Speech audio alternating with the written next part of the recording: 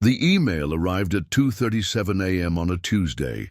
I almost deleted it without reading, another piece of spam that had somehow bypassed the university's filters. But something about the subject line made my sleep-deprived brain pause. Analysis results. Specimen 4729B. It wasn't until I saw the attachment labeled Hominid Genomic Sequence 4729B.pdf that my heart skipped a beat. I hadn't been expecting these results for another 3 weeks. No one had. Before we jump back in, tell us where you're tuning in from. And if this story touches you, make sure you're subscribed, because tomorrow I've saved something extra special for you. My name is Dr. Eleanor Ellie Kincaid, and until 6 months ago, I was just another overworked associate professor of evolutionary biology at Pacific Northwest University, publishing respectable papers that gathered dust in academic journals, and teaching undergrads who were more interested in their phones than phylogenetic trees. Now I'm at the center of what might be the most significant scientific discovery of the century, or the most elaborate hoax ever perpetrated on the scientific community. It all started with a hair sample, not just any hair sample, 15 centimeters, long, unusually thick, with a distinctive medulla pattern unlike anything in our comparative database. It had been collected by a wildlife biologist named Thomas Blackwood from a research station deep in the Olympic Mountains of Washington state. Thomas claimed he'd found it snagged on a broken branch about 7 feet off the ground, alongside tracks that defied conventional explanation. I'd known Thomas for years, a serious researcher, not prone to flights of fancy or practical jokes. When he'd brought me the sample, his normally confident demeanor had been replaced by a wide-eyed uncertainty I'd never seen in him before. "I wouldn't come to you if I had anywhere else to turn," he'd said, placing the sealed evidence bag on my desk with the careful precision of someone handling nitroglycerin. "The university has equipment I can't access elsewhere, and I need someone I can trust, someone with an open mind." I'd nearly laughed at that last part. In scientific circles, having an open mind is often code for being gullible. But Thomas knew me better than that. I'd built my career on meticulous methodology and skeptical inquiry. If he was coming to me, it meant he wanted his find debunked by someone who wouldn't ridicule him in the process. "What exactly am I looking at?" I'd asked, lifting the bag to examine the dark, reddish-brown hair inside. Thomas had hesitated, then leaned forward. "I think it's Sasquatch, Ellie." I'd waited for the punchline, but it never came. Thomas had been dead serious. Against my better judgment, I'd agreed to help. I figured I'd run a few basic tests, confirm it was bear or elk or some other mundane wildlife, and that would be the end of it. A small favor for an old friend who'd clearly been working alone in the woods too long. But the preliminary results had been puzzling. The hair didn't match any known species in our database. The DNA was degraded, but what we could extract showed patterns that were simultaneously familiar and alien. Primate, yes, but not quite human, not quite ape. Something else. That's when I'd made the fateful decision to send samples to GeneTech Labs, a cutting-edge private facility specializing in paleogenomics, the study of ancient DNA. Their advanced techniques might extract more information from our degraded sample. I'd called in a favor from a former student who worked there, swearing her to secrecy and using a coded designation for the sample, Specimen 4729B. And now, weeks ahead of schedule, the results had arrived in my inbox at 2:37 a.m. on a Tuesday in October. Results that would either end my scientific career or rewrite the textbooks. I clicked on the attachment with trembling fingers. The report was dense with technical data, sequencing runs, comparative analyses, phylogenetic trees. But the conclusion, section highlighted in bold, made my blood run cold. Sample number 4729B contains nuclear DNA consistent with a previously undocumented hominin species. Mitochondrial DNA, suggests divergence from the human lineage approximately 750,000 years ago, with evidence of subsequent interbreeding with Homo sapiens populations approximately 15,000, 20,000 years before present. The sample shows unexpected genomic structures suggesting adaptive traits for extreme environments. This appears to represent a novel, extant hominin species. In scientific language, it was the equivalent of a nuclear bomb. If verified, this wasn't just evidence that Bigfoot existed. It was proof of an entirely new species of human relative, one that had survived alongside us into the modern era. A species that had apparently interbred with humans at some point after the last ice age. I read the report 3 times, looking for mistakes, misinterpretations, anything that might explain these results without upending everything we thought. We knew about human evolution. Finding none, I did what any responsible scientist would do. I picked up the phone and called Thomas. "We need to talk," I said when he answered, my voice steadier than I felt. "Not over the phone. Meet me at Carson's Diner at 7 a.m. "The results came back?" Thomas asked, instantly alert despite the hour. "Yes." "And Thomas, bring everything you have on where that sample was found." "Everything." I hung up before he could ask questions I wasn't prepared to answer. Then I forwarded the email to my secure personal account, deleted it from the university server, and tried unsuccessfully to sleep for the remaining 3 hours until dawn. Carson's Diner was a greasy spoon a few blocks from campus. Old-fashioned, enough that it didn't have security cameras or require cell phones to place an order, perfect for conversations that needed to stay private. I arrived 20 minutes early, chose a booth in the back corner, and ordered coffee. I was too nauseated to drink. Thomas slid into the seat across from me at exactly 7 a.m., a weathered leather satchel under his arm. At 48, he looked older than his years, his face tanned and lined from decades of fieldwork, his dark hair streaked with premature grey. The bags under his eyes told me he hadn't slept much either. "That bad?" he asked quietly, noting my expression. I slid a printed copy of the report across the table, watching his face as he read it. His expression shifted from concern to shock to something approaching vindication. "My God," he breathed, looking up. "I was right." "Maybe," I cautioned. "These are preliminary results from a single sample. It could still be contamination or—" "Don't," Thomas cut me off. "Don't do that, Ellie. You wouldn't have called me here if you thought this was a mistake. This is real, isn't it?" I took a deep breath. "Scientifically speaking, it's compelling evidence of an unknown hominin species.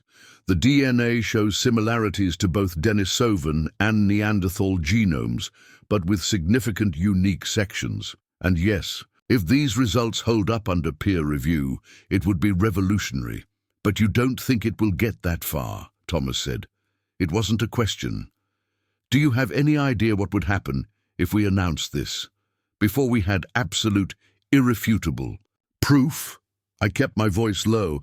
"At best, academic suicide. At worst—" I trailed off, not wanting to verbalize the darker scenarios playing out in my mind. Thomas's jaw tightened.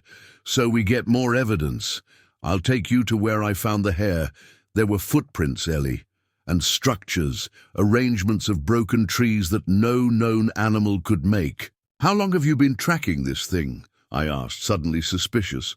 Thomas had presented the hair sample as a chance discovery, but his demeanor now suggested otherwise. He had the grace to look embarrassed. 3 years. "But the last 6 months I've been getting close, really close. It started after the wildfires in 2021. They pushed wildlife into new territories, including whatever these creatures are. I've documented vocalizations, found footprints, even captured something on my trail cameras, though the images are frustratingly blurry." "You should have told me," I said, hurt that he'd kept this secret for so long. "Would you have believed me without evidence like this?" He tapped the lab report. I needed proof before I could involve anyone else, especially someone with your reputation for skepticism. He was right, of course. Without the DNA results, I would have gently suggested he seek help for an overactive imagination. "Show me," I said, gesturing to his satchel. Thomas glanced around the diner, then carefully withdrew a manila folder. Inside were dozens of photographs, footprints in mud and snow, strange arrangements of broken branches, and a series of trail camera images. Most were indeed frustratingly inconclusive, shadows, blurs, partial glimpses. But one, time-stamped from just 3 weeks ago, made me catch my breath. It showed a massive figure moving between trees at the edge of a meadow. Though partially obscured, the proportions were all wrong for a bear or any known wildlife, bipedal with long arms and a distinctive silhouette. The image was grainy, taken in low light, but clear enough to see that whatever this was, it didn't belong to any species currently recognized by science. "Where exactly was this taken?" I asked, studying the photo. "Up a Baldy Ridge, deep in the Olympic National Forest. About 20 miles from the nearest road," Thomas replied. "I've been maintaining a research grid there for the past year.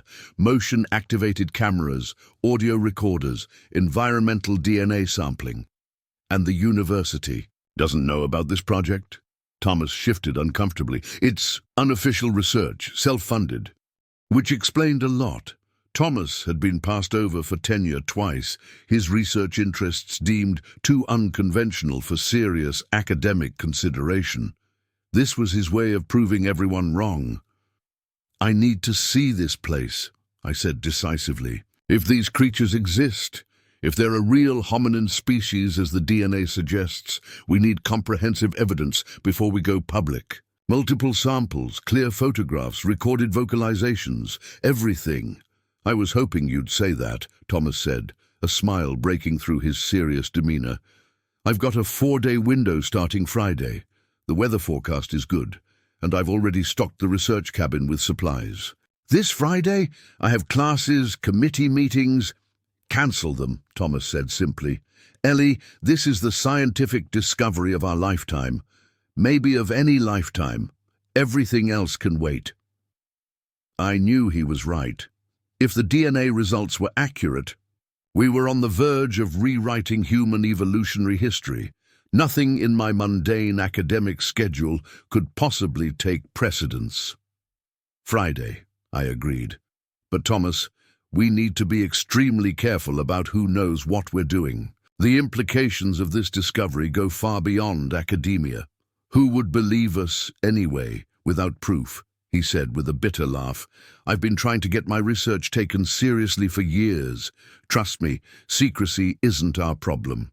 Being dismissed and ridiculed is. I wasn't so sure. A discovery of this magnitude would have repercussions far beyond scientific circles. Political, religious, cultural. The revelation of another intelligent hominin species sharing our world would shake the foundations of human exceptionalism. And then there were the commercial interests, pharmaceutical companies eager to study, novel genetic adaptations, biotech firms racing to patent unique DNA sequences, media conglomerates competing for exclusive coverage. This wasn't just about scientific discovery. It was about power, money, and control of information that could change humanity's understanding of itself. "We tell no one," I insisted. "Not until we have enough evidence to protect both the discovery and these creatures. If they exist, they've managed to avoid definitive human documentation for centuries. They deserve better than to become a media circus or a target for trophy hunters." Thomas nodded solemnly. "Agreed. Meet me at my place. Friday morning, 6 a.m. Bring warm clothes, good boots, and an open mind." As we parted ways outside the diner, I was struck by the surreal normality of the morning around us. Students hurried to early classes. Commuters waited impatiently at traffic lights. A delivery truck unloaded cases of soda at the convenience store across the street. None of them had any idea that the fundamental story of human evolution might be about to change forever. Back at my office, I went through the motions of my daily routine, answering emails, preparing lecture notes, meeting with a graduate student about her thesis proposal. But my mind was elsewhere, alternating between exhilaration and dread. If we were right, my name would be in textbooks for generations to come. If we were wrong, I'd be sacrificing my scientific credibility on the altar of cryptozoology. That evening, as I was packing up to leave, my department chair, Dr. Richard Wheaton, appeared in my doorway. A tall, rail-thin man with perpetually judgmental eyes behind wire-rimmed glasses. Wheaton had made it clear since my arrival that he considered my research interests too mainstream for a truly distinguished career. "Eleanor," he said, my full name weighted with artificial formality. "I understand you're cancelling classes for next week. Might I ask why?" I froze momentarily. I'd submitted the request through the proper channels just hours ago, citing a family emergency. How had he heard so quickly? "My mother's health," I lied smoothly. "I need to fly home to Chicago for a few days." Wheaton's thin lips pressed together. "I'm sorry to hear that. I hope it's nothing serious." "Thank you. Just precautionary, but I need to be there." He nodded, but made no move to leave. Instead, he stepped into my office and closed the door behind him. Something he'd never done before. "Eleanor, I received a rather unusual call this afternoon," he said, his voice dropping. "Someone from Gene Tech Labs, inquiring about a research project you're supposedly leading. Something involving primate genomics?" My blood ran cold. I'd been careful, using personal contacts, keeping the university's name out of it, coding the sample. How had this gotten back to Wheaton? "That's strange," I said, fighting to keep my voice casual. "I've consulted with them on sequencing techniques for my work on great ape evolution, but I don't have any active projects with gene tech." "That's what I thought," Wheaton said, studying me intently. The caller was quite insistent, however. "Something about a sample designated 4729B. Ring any bells?" It took every ounce of self-control not to react visibly. How did Wheaton know that designation? I'd used it only in private communications with my contact at the lab. "No," I said, the lie tasting bitter on my tongue. "Perhaps they confused me with someone else." "Perhaps," Wheaton conceded, though his tone suggested he didn't believe me. "In any case, I reminded them that all university research must go through proper channels, including ethics approval and appropriate documentation." "Of course," I said. "I would never circumvent those protocols." Wheaton held my gaze a moment longer, then nodded. "Have a safe trip to Chicago, Dr. Kincaid. I expect you back a week from Monday." After he left, I sat at my desk, hands trembling slightly. Someone at Gene Tech had leaked information about the sample. The question was, how much did they know? And who else had they told? I pulled out my phone and texted Thomas. "We may have a problem. Someone at the lab talked. My department chair knows about the sample." His reply came seconds later. "How much does he know?" "Just the sample number, and that it's related to primate genomics. He doesn't know what it is or the results. We need to move faster. Can you leave tomorrow instead of Friday?" I considered my options. Leaving earlier would raise more suspicions, but waiting might give whoever leaked the information time to spread it further. "No," I replied after careful thought.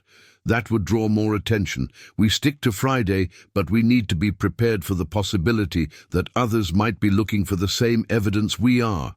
That night, as I packed my gear for the expedition, I couldn't shake the feeling that events were already spiraling beyond my control.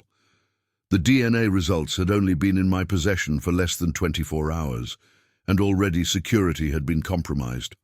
Checked my personal email one last time before bed, and found a new message from an address I didn't recognize, noblinezesprotonmail.com. The subject line read simply, 4729B warning. With a growing sense of unease, I opened it. "Dr. Kincaid, you don't know me, but I know what you've discovered. I'm the one who processed your sample at GeneTech.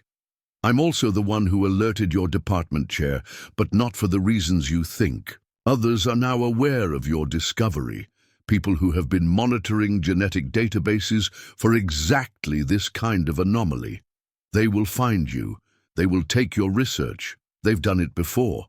I risked my job sending you those results early. I'm risking much more sending this warning. Don't trust official channels. Don't trust academic institutions. This discovery is bigger than you know. Be careful who you tell. Be careful where you go. A friend. I read the email 3 times, my scientific skepticism warring with a growing sense of alarm. It sounded paranoid, conspiratorial, exactly the kind of thing I would normally dismiss outright. But the sender knew details they shouldn't have known, and their warning aligned too closely with my own unformed fears. I forwarded the email to Thomas with a simple message: "Call me, now." My phone rang less than a minute later. "Tell me that's some kind of joke," Thomas said when I answered. "I wish it were," I replied, pacing my small apartment. "Someone at GeneTech is feeding us information and apparently trying to protect us at the same time." Protect us from what? This sounds like conspiracy theory nonsense. "Does it?" I challenged. "Think about it, Thomas. If these creatures exist, if they represent a novel hominin species that survived alongside humans for thousands of years, don't you think others have found evidence before? Where is that evidence? Why hasn't it come to light?" There was a long silence on the other end of the line. "You're suggesting some kind of organized suppression," Thomas finally said. "A cover-up." "I'm suggesting that a discovery of this magnitude would attract powerful interests, scientific, governmental, corporate. The genetic material alone could be worth billions if it contains novel adaptations with medical applications." "So what do we do?" Thomas asked. "Call off the expedition?" I thought about it for a moment. The rational, cautious response would be to back off, to pretend I'd never received those DNA results, to return to my comfortable academic life of teaching and publishing papers that only a handful of specialists would ever read. But I couldn't, not now, not knowing what I knew. "No," I said firmly, "we go as planned. But we take precautions. No digital communications about this, no cell phones in the field, they can be tracked, and we tell no one else about the DNA results or where we're going." "Agreed," Thomas said. "And Ellie, bring that copy of the lab report. It might be the only one we can trust." After we hung up, I sat in the darkness of my apartment, the email still glowing on my screen. What had I stumbled into? Was I being paranoid, seeing conspiracies where there were only coincidences? Or was the warning legitimate? Was I truly in danger for knowing too much? The scientific part of me demanded evidence, proof before conclusions. But another part, the human instinct that predates science, whispered that something wasn't right, that I was now a player in a game whose rules and boundaries I didn't understand. I printed the warning email, then deleted it from my account. Then I did something I'd never done before. I took the hard drive from my laptop, placed it in a waterproof container, and hid it in the back of my freezer behind a stack of frozen meals. Paranoid, perhaps. But I couldn't shake the feeling that the next few days would change everything, my career, my understanding of human evolution, perhaps even my life. As I finally drifted into an uneasy sleep, one thought kept circling in. My mind, if Sasquatch was real, a novel hominin species sharing our world in secret, what else might be out there that we've refused to see? And who might want to keep such discoveries hidden? The answers, I suspected, lay somewhere in the remote wilderness of the Olympic Mountains. Answers I was now determined to find, regardless of the cost.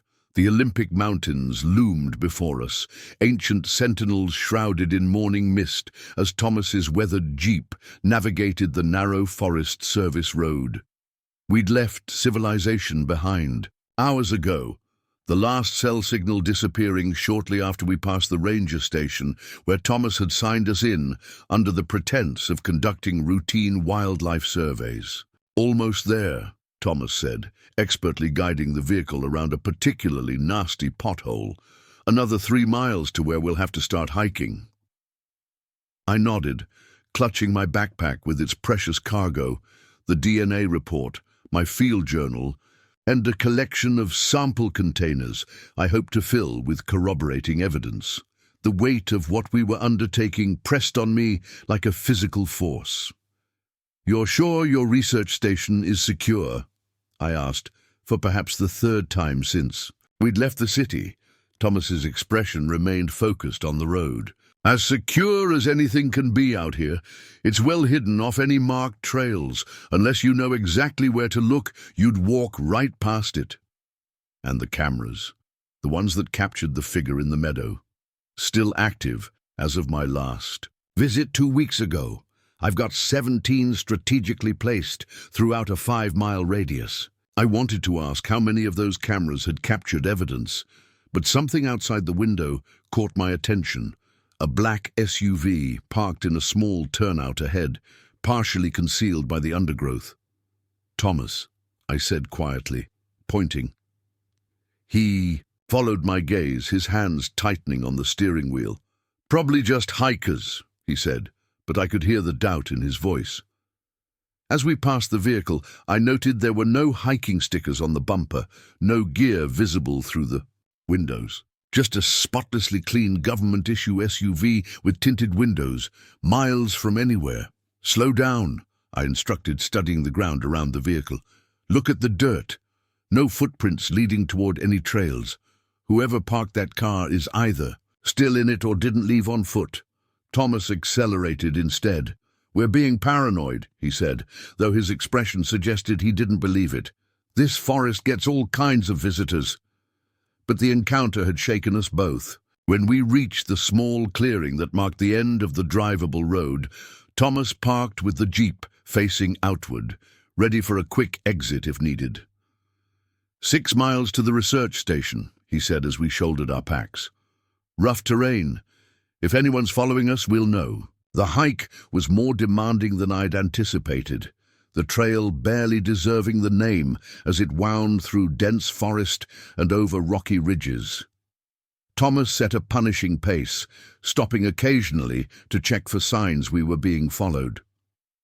By mid-afternoon, my legs were burning and my lungs struggled with the thin mountain air, but a mixture of adrenaline and scientific determination drove me forward. We reached a swift-flowing stream, its banks muddy from recent rains. Thomas paused, pointing to the ground with newfound excitement. "Look," he said simply, "there." Pressed into the soft earth was a footprint unlike anything I'd ever seen, nearly 17 inches long, with 5 distinct toes and a depth that suggested tremendous weight. The impressions were fresh, made within the last few hours. "It's real," I breathed, crouching to examine the print more closely.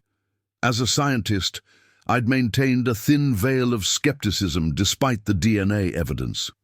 Seeing this footprint, something I could touch, measure, photograph, made the reality of what we were pursuing crash over me like a wave. Thomas was already pulling casting material from his pack.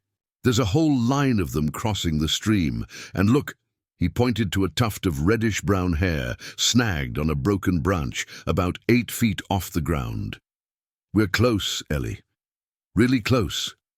We spent 30 minutes documenting the footprints and collecting the hair sample before continuing toward the research station. With each step, the forest around us seemed to grow more watchful. The natural sounds, birds, insects, the rustle of small mammals, faded into an eerie silence that raised the hair on the back of my neck. "They know we're here," Thomas said quietly, as we approached a dense stand of ancient firs. "They always go quiet when the creatures are nearby."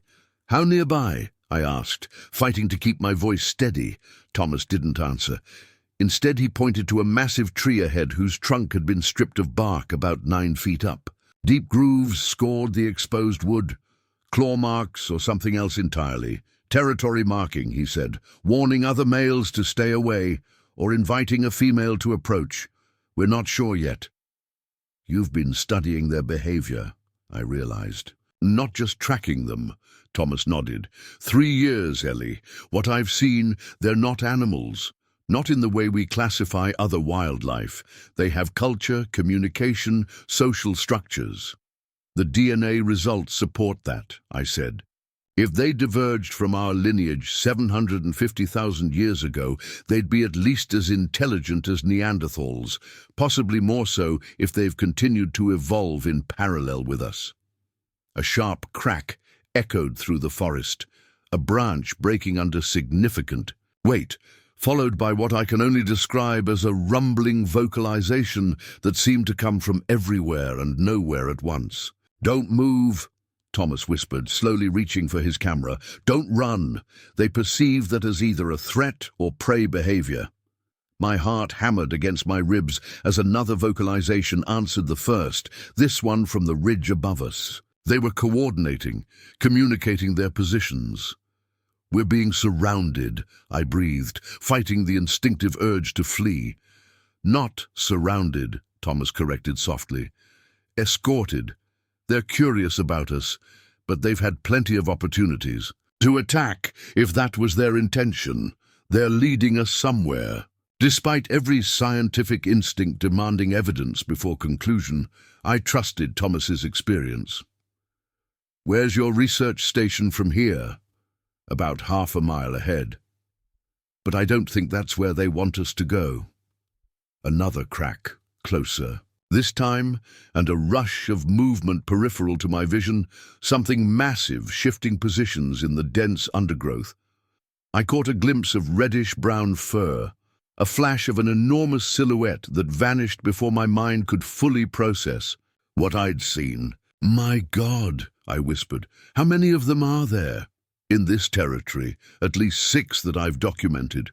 A family group, male, female, 2 juveniles, and what appears to be an elderly female and another adult male, possibly unrelated.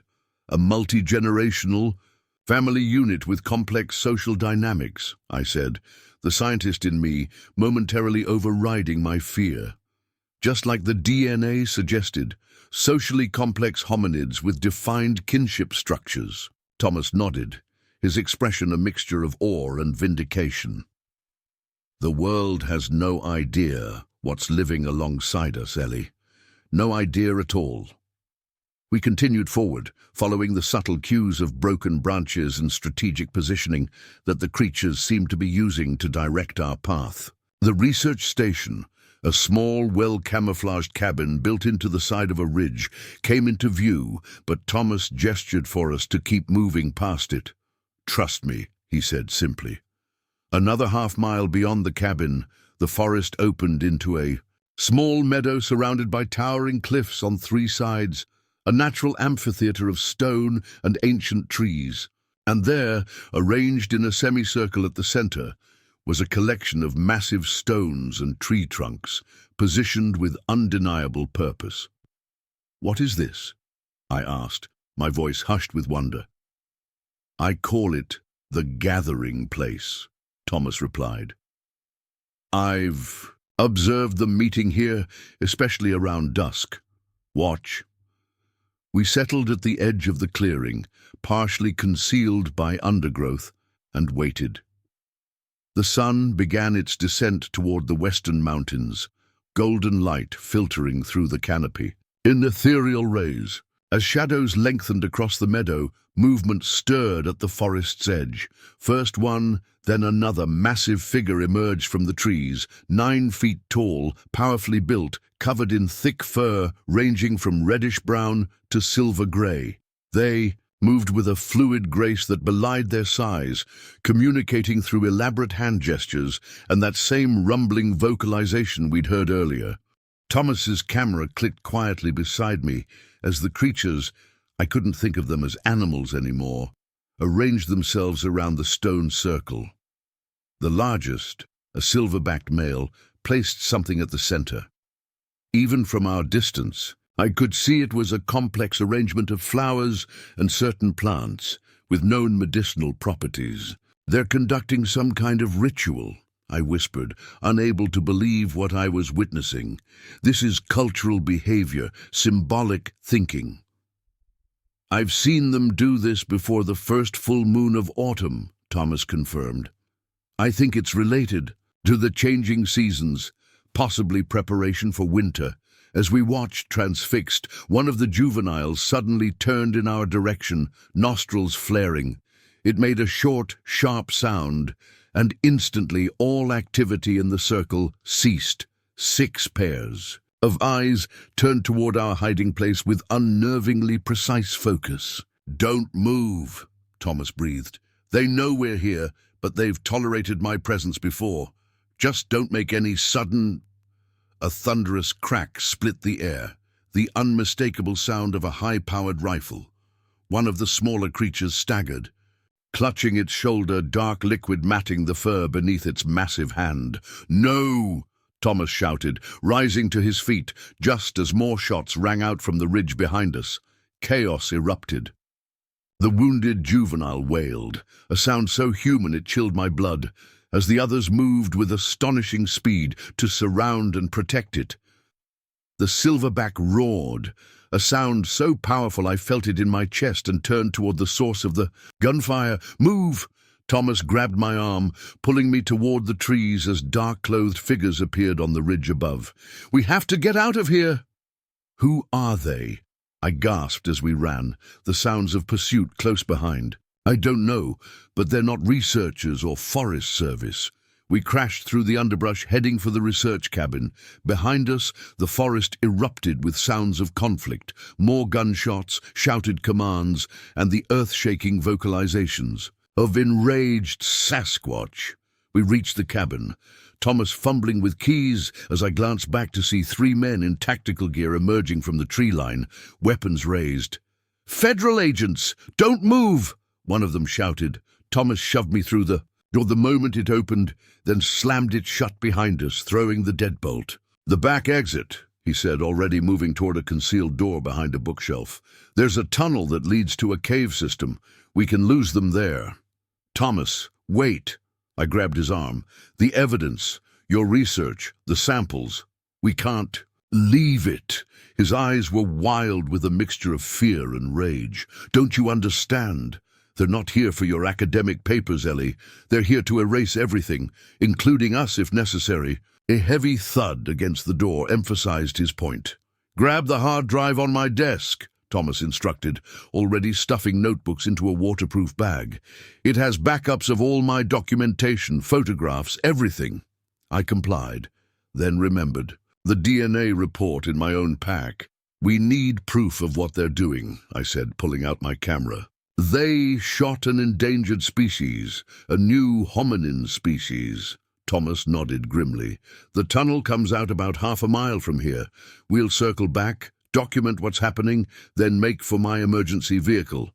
There's a contact, someone who can help us get this information out safely."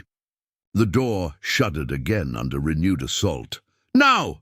Thomas urged, pushing the bookcase aside to reveal a narrow passage. "Go!" The tunnel was cramped and damp, clearly part of a natural cave system that Thomas had expanded. We moved as quickly as we dared in the dim light of our headlamps, the sounds of pursuit fading behind us. "Who is this contact?" I asked as we navigated a particularly narrow section. "A journalist, works for an independent outlet with international reach. Someone I trust. The same someone who warned me about the leaked DNA results?" Thomas shot me a surprised look. "Maybe. I don't know who sent that email, but there are people who've been tracking these cover-ups for years. A network of scientists, researchers, witnesses who've all encountered the same pattern of suppression." We emerged from the tunnel into a small cavern where natural light filtered through a narrow opening partly concealed by vegetation. Thomas checked his watch, then pulled out a satellite phone, not a cell phone that could be easily tracked. "Change of plans," he said after studying the device. "They've found my backup vehicle. We need another extraction point." He punched in a number, spoke briefly in what sounded like code, then turned back to me. "We have a new rendezvous in 4 hours. But first, we need to circle back and document what's happening." "Is that safe?" I asked, though I already knew the answer. "No," Thomas said bluntly, "but without evidence of what they're doing, it's just another disappeared researcher with a crazy Bigfoot theory." We made our way carefully through the forest, avoiding the main trails and keeping to the densest cover. As we approached the meadow, the sounds of mechanical equipment reached us: vehicles, generators, the unmistakable whine of a helicopter in the distance. From our vantage point on a rocky ledge, we could see the entire operation unfolding. Men, in unmarked tactical gear, had established a perimeter. Others, in what appeared to be hazmat suits, were collecting samples from the ground where the juvenile had been shot. A large containment unit, essentially a reinforced cage on wheels, stood open nearby. "They're taking it alive," Thomas whispered, his camera capturing everything. "For study. God knows what they've done to others they've captured." I felt sick as I watched them load the sedated juvenile into the containment unit. Its family was nowhere to be seen, either fled or captured elsewhere. This wasn't research, it was exploitation. Theft of a discovery that belonged to the scientific community, to humanity as a whole. "We have to stop them," I said. Thomas shook his head. "Not here, not now. We're outnumbered and outgunned, but we can expose them." He handed me the satellite phone. "The rendezvous coordinates are programmed in. My contact will meet you there." "Me? What about you?" Thomas's expression was resolute. "I'm going back for my research data. Everything that proves what these creatures are and what's being done to them. It's hidden in a place they won't have found yet. That's suicide, Thomas. They're everywhere. Which is why you need to go now with what we already have. The DNA report, the footage we just took. It's enough to start the exposure, enough to raise questions they won't be able to." "Bury," I wanted to argue, but the determination in his eyes told me it would be futile. Thomas had dedicated years of his life to this research, to protecting these creatures. He wouldn't abandon it now. 4 hours, he reminded me, pressing the satellite phone and his camera into my hands. "Don't be late." With a final nod, he disappeared into the underbrush, heading back toward the cabin and his hidden archives. I turned in the opposite direction, following the coordinates to the extraction point, my mind racing with the implications of what we'd witnessed. The next few hours passed in a blur of careful navigation and constant vigilance, my senses hyper-alert for any sign of pursuit. I reached the rendezvous point, a small clearing beside a rarely used forest service road, with 20 minutes to spare. At exactly the appointed time, a battered pickup truck appeared, driving without headlights. A woman in her mid-40s, with sharp eyes and a no-nonsense demeanor, leaned out the window. "Dr. Kincaid? I'm Maya Sinclair. Thomas sent me." I approached cautiously. "How do I know I can trust you?" She held up a thumb drive. "Because I have the full genomic sequence from sample 4729B, and I'm the one who warned you about the leak. Get in." As we drove away from the Olympic Mountains, I transferred Thomas's footage to Maya's encrypted laptop. The images were damning. Federal agents shooting an endangered species, a cover-up in progress. Combined with the DNA evidence, it painted a picture of scientific suppression on a massive scale. "Will it be enough?" I asked, as Maya studied the files. "More than enough to start. Asking very loud questions in very public forums," she confirmed. "I have contacts at 3 international science journals and major news outlets in countries beyond U.S. jurisdiction. Once this goes live, they won't be able to contain it." "And Thomas?" Her expression softened slightly. "He's been preparing for this day for years, Dr. Kincaid. He knew the risks." "You think they'll kill him?" It wasn't a question. Maya's eyes met mine. "I think Thomas Blackwood is very good at disappearing when he needs to. He has contingency plans even I don't know about." I nodded. choosing to believe her because the alternative was too painful to contemplate. What happens now? Now, you disappear too. Just for a while. Until the story breaks, and there are too many eyes watching for them to risk silencing you. And the Sasquatch, the one still out there. Maya smiled grimly. That's the beautiful part of this particular truth, Dr. Kincaid. Once it's out, every amateur cryptid hunter, every wildlife photographer, every hiker with a smartphone will be looking for them. The creatures have remained hidden because people didn't really believe.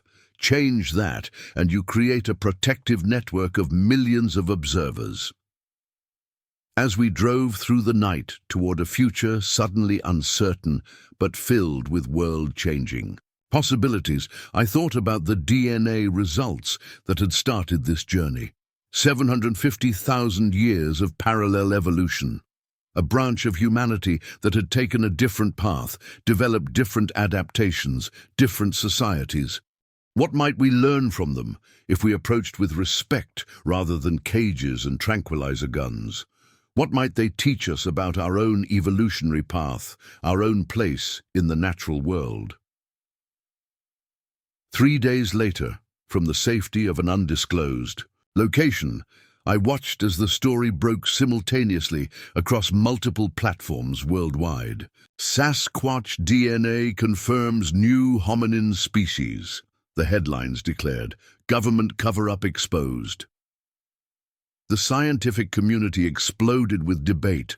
Religious institutions issued statements. Social media became a battleground of opinions, theories, and hastily formed conclusions. But beneath it all ran a current of undeniable truth. We were not alone. We had never been alone.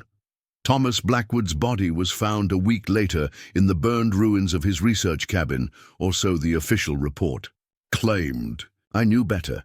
The Thomas I'd come to know would have contingencies within contingencies, escape routes mapped years in advance. Somewhere in the wilderness, I believed, he was still out there, watching, documenting, perhaps even communicating with the very creatures he dedicated his life to understanding. As for me, I've become something of a scientific revolutionary, speaking truth to power from the shadows, working with a growing network of researchers dedicated to transparent study of our newfound evolutionary cousins. The DNA doesn't lie. They are real. They are intelligent, and they've been here all along, watching us from the edges of our civilization as we stumbled blindly forward, believing ourselves to be the pinnacle of evolution. How wrong we were, and how much we have yet to learn.